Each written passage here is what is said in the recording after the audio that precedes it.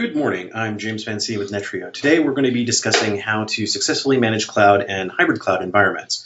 During the presentation, if you have questions, please type them into the questions section of the webinar interface and we'll make sure we address those at the end of the session. So why are we talking about clouds now? As you can see from some of these statistics, the vast majority of enterprises already have a cloud strategy and most of them are well into implementing it. 81% of organizations use multiple clouds, which helps avoid vendor lock-in and can help provide redundancy. However, this adds complexity. Smaller organizations might be better served with a single cloud strategy. We've reached the point where the majority of organizations are using hybrid cloud strategies with some resources off-premise and some on-premise.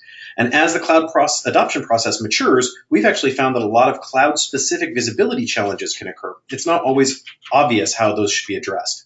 So we'll try and clear some of that up today.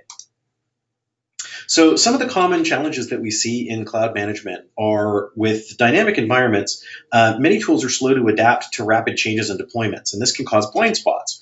You might also find yourself missing issues if you're not taking a services first approach to your monitoring.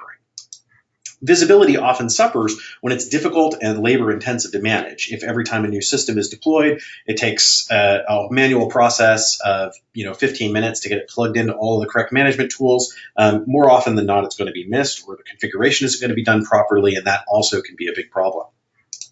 And the more tools you're dealing with, the more likely they are to contradict each other, to say nothing of the increased admin and training burdens and the communication issues between teams that this can cause. And finally, without hard data to enable smart decisions, it's easy to over-provision or overscale cloud resources, which can really cause your costs to suddenly spike out of control. So one of the main reasons we see these problems is because we're in firefighting mode. The most common approaches to visibility don't really adapt well to these hybrid cloud environments, and then we're kind of stuck fighting fires instead of preventing them. Reactive alarming means we're not detecting unusual but significant behavior, and we're not finding the problems before they start impacting users. So if we're not intelligently locating and identifying problems before they actually become alarms, we're kind of constantly forced to be in that, after the fact, reactive only firefighting mode. And a big factor there is a lack of automation. The admin and training burden of running multiple monitoring platforms means that you're probably wasting a lot of time and never keeping up with the speed of deployment. And this leads to a lack of data. Most platforms also suffer from slow, cumbersome reporting and little ability to customize or automate it, which leads to a lack of planning decision data. So if I'm trying to get decision support information, it's important that I've got a place I can go where I've got all of the history that I need, I've got all of the detail that I need to make intelligent decisions. So I can make those strategic decisions about which clouds to use for what applications and how to integrate them and really get them working together. So to get the cloud under control, the first step is to start with the process. And what we need to do is adapt our action plan to the cloud. So cloud applications are part of all of the considerations for alarming. So for example, if we migrate our email to Office 365, we need to make sure our escalation times match the service level agreements that we're expecting, and we need to make sure that there's a clearly defined process for how to deal with those types of issues, such as resources that are trained in the use of the admin console and phone or contract numbers for vendor escalation. By focusing all of our alerting around those service level agreements, and making sure that our monitoring system is in tune with what the applications are trying to deliver to the business, we can be much more successful in managing that cloud platform and integration across the entire enterprise. Now, this has been a primary goal of OmniCenter since the beginning.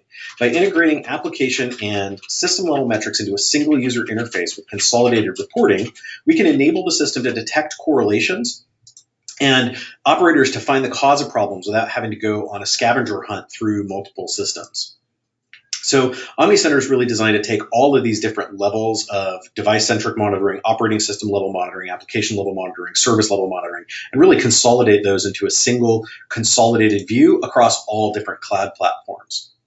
So using a single central management console can really allow us to integrate regardless of how many different platforms we're running on. So managing cloud services with multiple providers or across different environments doesn't need to be the hard part. We just need to make sure that we've got a central point of management no matter where the applications are running. And because private and public cloud infrastructures operate independently, it's critical to use technology that provides portability of data and applications between clouds and that can detect and provision new resources quickly and completely. However, one of the things that we often see is manual checks of the application. It's generally bad practice to do manual application checks, and you'd think that would be obvious, but you'd be surprised how often we see that. Relying on someone to manually check application functionality can cause delays and has the potential for extended outages. We need to make sure we've got automatic alerting for application level visibility, as well as all of the underlying problems that might impact application functionality. And the higher up the stack you can test, the better it is. But it's important not to let individual teams monitor their own environment exclusively. It's okay if a team wants to have a view of what the command center sees, but it's not okay to let them perform monitoring instead of the command center. And all of the departments and teams need to share a single view of reality to aid communication and speed incident recovery. Teams that perform their own monitoring with no oversight tend to hide their dirty laundry. They also tend to apply temporary fixes, and as a result, you'll see more outages, longer outage times, and a higher percentage of recurring outages. And because there's no oversight, senior management is usually unaware of the number and scope of the outages. One of the keys is to use vendor-agnostic tools. By keeping the marketplace open and using different providers, you can take advantage of all the different options that are out there now to lower costs and increase performance, especially when you're building a hybrid cloud that utilizes best of breed from both private and public cloud infrastructure. And that allows you to really kind of choose the best of breed, as a particular platform or a particular application requires. Hybrid cloud computing is really growing in popularity because it offers the flexibility, scalability, and agility that these applications require. And merging public and private clouds requires automation tools and management capabilities that can make the system efficient and cost-effective over the long haul and let you control your costs. Automation is the key to making sure that the monitoring system can stay up to date even when you're deploying resources dynamically. So OmniCenter has easy-to-use web-based APIs that allow you to link provisioning processes directly into monitoring or auto-discover cloud resources via APIs, and then drive that configuration forward using rules to define things like categories, application groups, templates that control every aspect of monitoring configuration without having to incur any manual overhead. And less time spent putting new systems into monitoring or taking them out also means you've got more time to focus on truly important tasks and manage the core business success. So one of the keys to automating monitoring is to use automation to apply things like templates. So the templates in OmniCenter drive the configuration for all of the host alerts, service alerts, threshold checks, anomaly detection, exceptions, escalation. All of that is predefined in those templates. And the auto configuration engine allows us to automatically apply those templates to new devices as they're discovered based on any different criteria. So based on what services are running on a particular system, I can identify that as a SQL server. I put that in my SQL group. I put my SQL specific application checks on it. Or based on the name of it, we can identify what application it's part of in your environment, put it in the right application groups, and make sure all the right application checks are written to it. So we can make sure that we're never missing a configuration step. There's no manual process to deploy these systems into monitoring, so it doesn't have to be added into my workflow. It's just something that happens automatically. And we can automatically apply these whether the devices are discovered or whether they're dynamically added via integration with things like Puppet and Chef or API access. And then you can set to reapply those rules. So if you want to keep all of your configurations in sync with whatever the latest version of your rules and templates are, you can automatically reapply those rules on a regular basis to the systems. So the template-based configuration that I talk about allows us to take all of those alerts, thresholds, and services, and we can manage our templates based on priorities, applications, or platforms, so that within that template infrastructure, we can cascade down settings. So the idea is that I can have multiple templates that apply to a particular system that define all of the different things we want to monitor on it. And I can have different defaults for example, a Windows server, and then additional extended defaults that get applied if that Windows server is running SQL, or if it's in my core servers category, or if it's part of a particular application group. Those templates allow us to kind of centralize a master rule set that applies to everything within OmniCenter. So one of the things that you can do that's going to help a lot is by using anomaly-based thresholds, you can use that automatic baselining and anomaly detection functionality to find changes in application behavior. So these anomaly-based thresholds can be applied almost anywhere to things like CPU, memory use, running processes, even number of log messages. So if your application suddenly goes from 10 login failures an hour to 1,000, maybe that last software deployment didn't go quite as smoothly as you thought, but now you have a starting place to troubleshoot. So it'll automatically generate baselines based on time of day of week, or even hour by hour, and it can go and look back at the previous 8 weeks worth of data to determine what's normal for an application and what's statistically unlikely to be, a real behavior or a normal behavior. That allows us to really find impacts that we may not have expected. So when we do a software deployment or we do a new version upgrade to our production applications, we might have cascade problems in other systems that we didn't realize. But if we've got comprehensive monitoring running on all of those systems, it's really easy to spot that. Part of automating the monitoring is also automating responses to alerts. So your application might include APIs or webhooks that allows systems like Omnicenter to go in and do things like restart services, applications, even deploy additional resources in response to an issue, or restart containers, things like that.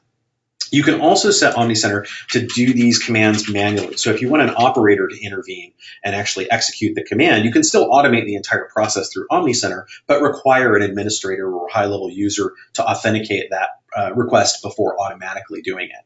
However, if you're going to be automatically executing responses to actions, one of the key things that you want to make sure you're doing is using maintenance windows. Omnicenter's maintenance windows functionality allows you to set up known outages for systems or for applications, so that when a problem happens during a known outage window, we don't automatically take the action. So the story I always tell about this is the customer who set it up to automatically restart Windows services on one of their key database systems. But when they went to go do the upgrade to that system, they had to shut the service down. And every time they shut the service down, they'd go to install the software, and the software would balk, saying that the service was still running.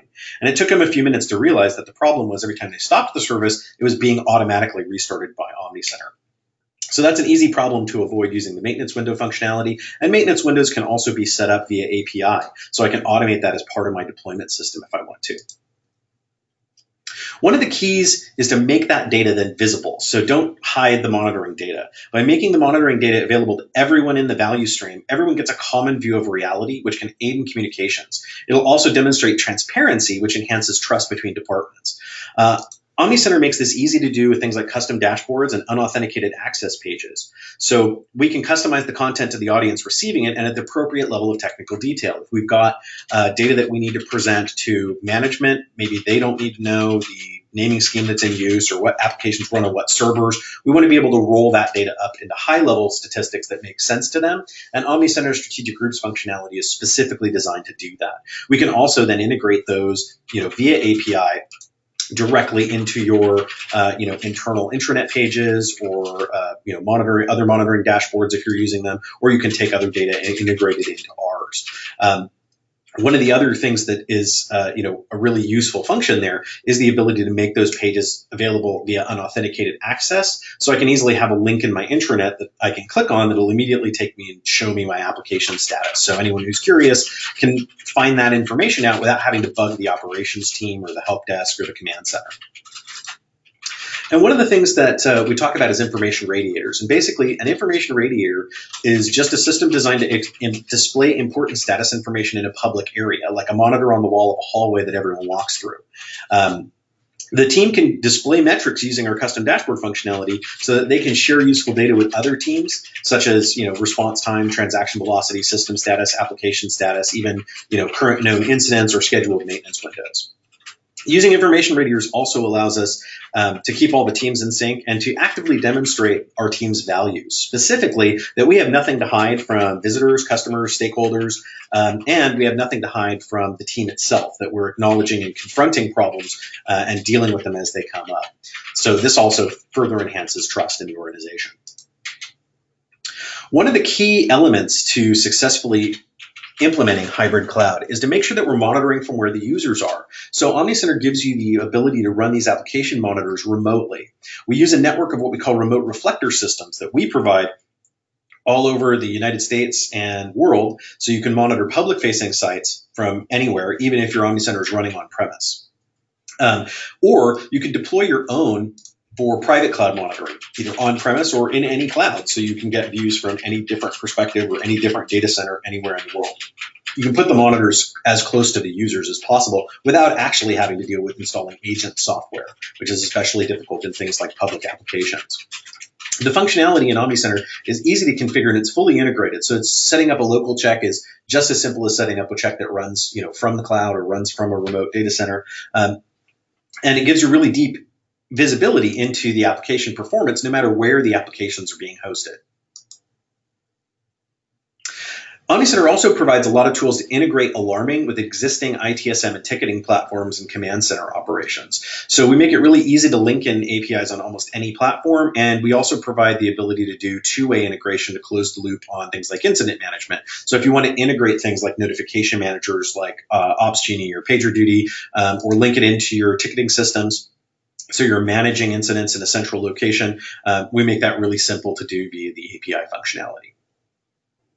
While public clouds can appear to be a low-cost option, price can jump quickly with heavy usage, especially when you're using a dynamic cloud that continues to scale as needed. On the flip side, though, setting up a private cloud is not exactly an insignificant endeavor either. So you really need a good source of strategic decision support, and comprehensive reporting integrated with the monitoring system is the easiest way to get it. OmniCenter provides full 3 years of history for all of the data that it collects, in addition to very high resolution data for at least the last 100 days. So we've got the ability to go in and make intelligent decisions based on what it's doing now and what the system has been doing recently. The anomaly detection behavior relies on that high granularity of data for accuracy and to minimize the number of false alarms. But one of the keys is to never use a notification when a report would do the same job. So the idea is if I've got a particular system that I'm monitoring and when the hard drive gets to 75%, it sends out an alert to the command center, but they're not going to do anything with it until that gets to 95%. I really shouldn't configure it that way because it just is bound to lead to alarms that are being ignored inappropriately. And then eventually that system's going to fall over and we're going to wonder why it crashed. When we go back and analyze it, oh, well, we got the alarm 3 weeks ago, but we didn't do anything about it because it didn't look severe at the time. So it's great that you can have the system wake you up at 3 o'clock in the morning when the hard drive is about to fill up and the system's about to crash. It's even better if we can automate a report that's going to send that data to us. So instead of having to get up at 3 o'clock in the morning, I know if I get an email every morning that has a list of all the servers that are getting low on drive space and I go deal with the top 10 on that list, I know I'm going to be able to sleep through the night because I'm not going to get those alarms in the middle of the night out of band data. So we want to make sure that we're only configuring actionable data and we're letting reports do the rest of the heavy lifting. OmniCenter's integrated report functionality lets us take almost any page in the tool, any view, any report, and automate it. So we can send it out daily, weekly, or monthly to any number of recipients. As either a PDF or as CSV data if we need to integrate with other tools. So we can really automate the process of getting those alarms without having to remember to log into the tool in order to do that. Thank you everyone for joining us, and we hope to see you on a future webinar. Have a great day.